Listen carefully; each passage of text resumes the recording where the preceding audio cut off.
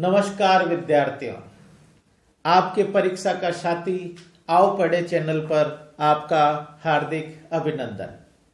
आज हम कक्षा 9वीं पाठ 2 लासा की ओर को लेकर प्रस्तुत हुए हैं। इसके रचयिता राहुल सांस्कृत्यायन है।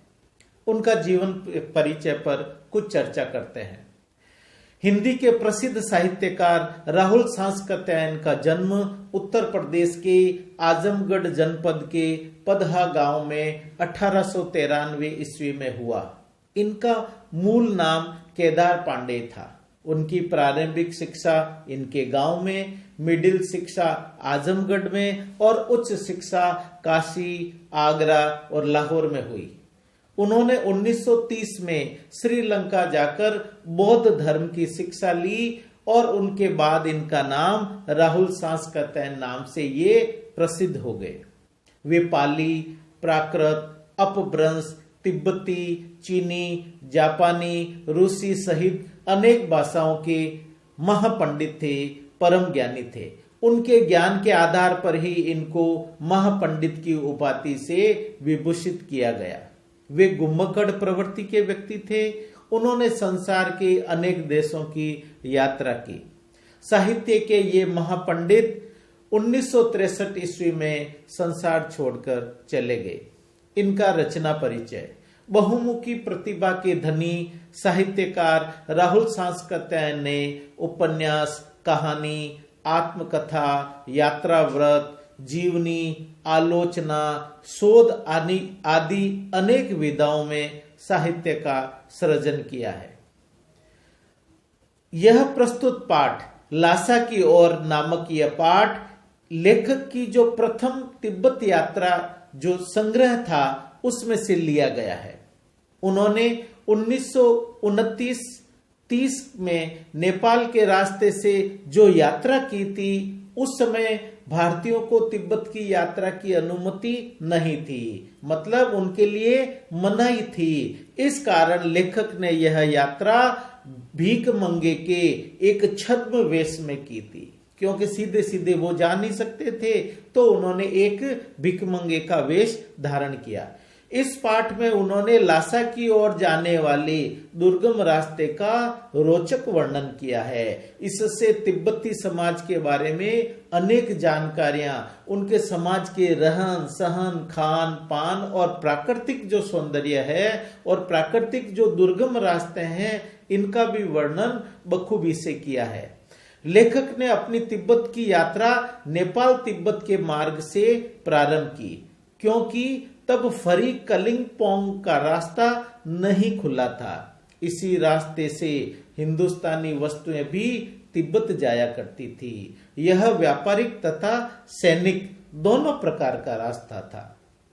इस पर जगह जगह फौजी चौकियां और किले बने हुए थे, जिनमें चीनी सेनाएं रहती थी। वहीं पर उन किलों में ही उनका निवास था।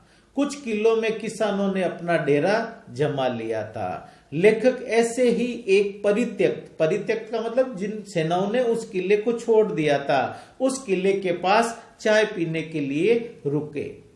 तिब्बत में यात्रियों के लिए कुछ अच्छी बातें भी थी और कुछ तकलीफें भी थी। यहाँ जाति पाति, छुआछूत, पर्दा प्रथा जैसी कुप्रथाएं नहीं थी। लोग अपने घरों को खुला ही रखते थे, कोई ताला इत्यादि नहीं लगाते थे। और यहाँ की बहुएं, सास यात्रियों को, अपरिचितों को चाय बना करके भी दे देती थी। यदि यात्रियों में कुछ संदेह है तो वो स्वयं चाय बना सकते थे। उस परित्यक्त चीनी किले से चाय पीकर जब लेखक चलने लगा तो उसने राहदारी मांगने वाली व्यक्ति को दोनों चींटें दे दी। थोंगला के आखिरी गांव में उसे उनका मित्र सुमति के जान पहचान के लोग मिल गए। इस कारण लेखक को ठहरने की एक अच्छी जगह मिल गई, क्योंकि उसके स्वयं का तो भीखमंगे का वेश था, तो लोग रहने के लिए उसको स्थान नहीं देते थे। लेकिन उनके साथ में जो सुमति था, उसके जान पहचान के लोग वहां पर मिल गए थे। 5 साल बाद लेखक जब भद्र यात्री के वेश में घोड़े पर सवार होकर आया था, तब उसे जगह नहीं मिली और उन्हें एक निर्जन झोपड़े में रात बितानी पड़ी, क्योंकि उस समय सुमति उनके साथ में नहीं था। अब सुमति के कारण उनको रहने का स्थान अच्छा मिल गया। अब लेखक को सबसे निकट दाड़ा थोंगला पार करना था।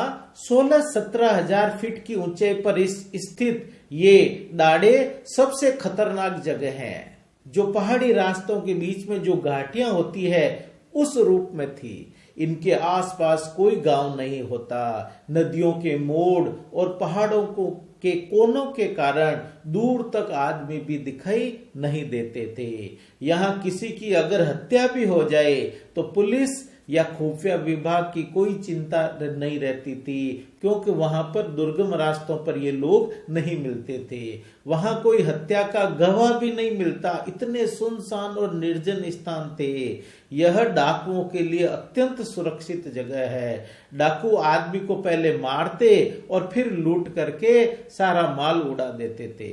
हथियार का कानून न होने के कारण लोग हथियार लेकर घूमते थे। डाकू यदि जान से न मारे तो उन्हें अपनी भी जान का खतरा रहता था। लेखक और उसके साथी भिखमंगों के वेश में थे।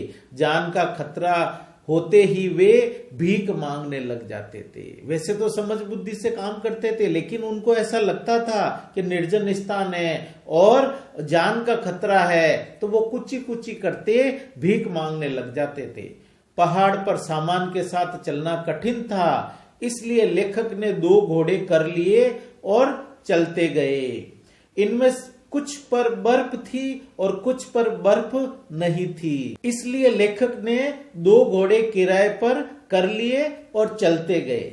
दोपहर तक वे दाड़े पर पहुंचे, जो 17-18 हजार फीट की ऊंचाई पर था। यहाँ का वातावरण बड़ा मनोरम था। दोनों ओर पहाड़ थे, इनमें कुछ बर्फ थी और कुछ पर बर्फ न थी और न कोई हरियाली थी। इससे ऊंचे स्थान पर देव स्थान था, जिसे कपड़े तथा झंडियों से सजाया गया था। लेखक को अब उतराई की ओर चलना था। उतराई का मतलब ढलान की तरफ चलना था, और उसके साथ उनके 1-2 साथी और चल रहे थे, पर वे सब बिछुड़ गए। जैसे जैसे ढलान आए अपने अपने रास्ते वो चले गए, क्योंकि लेखक का घोड़ा भी तो क्या था, धीरे धीरे चल रहा था। लेखक उन सब से पीछे रह गया। इसी बीच वह रास्ता भी भटक गया। और इसका एक महत्वपूर्ण प्रश्न भी पाठ में बना हुआ है कि लेखक रास्ता कैसे भटक गया। वो घोड़े के कारण भटक गया था। उसका घोड़ा बड़ा सुस्त था, और जब घोड़ा सही चलने लगा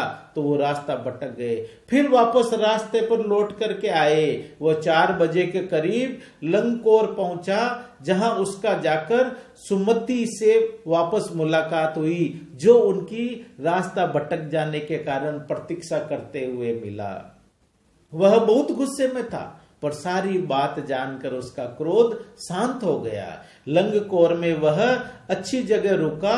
यहाँ उसे खाने को सत्तू, चाय तथा रात में गर्मा गर्म थुक्पा भी मिला। थुक्पा एक मादक पेय पदार्थ के समान है। लेखक और उसके साथी अब तिंगरी के विशाल मैदान में थे। इसके चारों ओर पहाड़ और उससे एक मैदान टापू जैसा भी दिख रहा था। इसी मैदान में तिंगरी समाधि गिरी है, जहां भी सुमति के यजमान थे। वे यजमानों के यहाँ जाना चाहते थे। बोध गया से लाए गंडे खत्म होने पर, गंडे का मतलब होता है जैसे अपने यहाँ पर एक धागे के अंदर ताबीज इत्यादि बांधते हैं, उसी प्रकार की एक प्रक्रिया से बनी हुई चीज है जिसको गंडे कहते हैं। जो गंडे खत्म होने पर किसी भी लाल कपड़े का गंडा बनाकर बांटना शुरू कर देते थे। लेखक ने उन्हें ऐसा करने से रोका। लेखक को भरिया का मतलब है भारवाहक न मिल पाने के कारण सामान लेकर स्वयं जाना पड़ रहा था। तिब्बत की कड़ी धूप में 2 बजे सूरज की ओर मुंह करके चलने से गर्मी लग रही थी। सुमति अपने एक यजमान से मिलना चाह रहे थे, इसलिए उन्होंने शेखर विहार की ओर चलने के लिए कहा। तिब्बत की जमीन जागीरदारों में बंटी है, जिनका ज्यादा हिस्सा मठों के पास था। ये देखो आप, यहाँ पर लेखक ने तिब्बत के सांस्कृतिक और सामाजिक जीवन के बारे में बताना चाह रहा है कि किस प्रकार के वहां जमीन जायदाद, लोगों का लेन देन और रहन सहन था। जागीरदार मजदूरों से बेगार में खेती कराता था और खेती की देख रेख के लिए भिक्षु भेजे जाते थे, जो राजा से कम नहीं होते थे। शेखर की खेती के मुखिया लेखक से मिले। वहां एक सुंदर मंदिर था, उसमें कुंजूर की हस्तलिखित 103 पोथियां, हस्तलिखित किताबें रखी हुई थी। एक एक पोथी का वजन 15-15 सेर था। सुमति अनुमति लेकर अपने यजमानों के पास चला गया और तिंगरी गांव वहां से दूर नहीं था। लेखक ने सामान उठाया और भिक्षु नमसे से विदा लेकर के उसने अपनी आगे की यात्रा पर निकल पड़ा।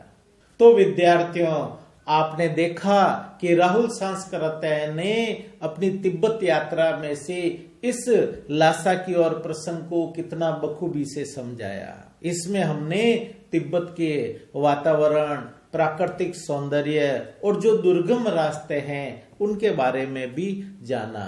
इस यात्रा वृत्तांत में इन्हीं प्रकार की जानकारियों के बारे में विशेष जानकारी मिलती है। आप लोग आओ पढ़े चैनल देखते रहें, आपको संपूर्ण पाठ्यक्रम की जानकारी क्रमबद्ध तरीके से मिलेगी। इस पाठ्य पुस्तक के जितने भी पाठ हैं, चाहे ये आज पढ़ाया हुआ लासा की ओर हो या अन्य पाठ हैं, हर वीडियो के साथ में जो लिंक दिया गया है वहां पर आप क्लिक करें और सारे प्रश्नोत्तर भली भांति आप लोग प्राप्त कर सकते हैं, जिनको आप पढ़ करके परीक्षा में अच्छे नंबर भी प्राप्त कर सकते हैं। आप अपने मित्र आओ पढ़े चैनल में को इसी प्रकार का सहयोग बनाए रखें और जब तक के लिए धन्यवाद।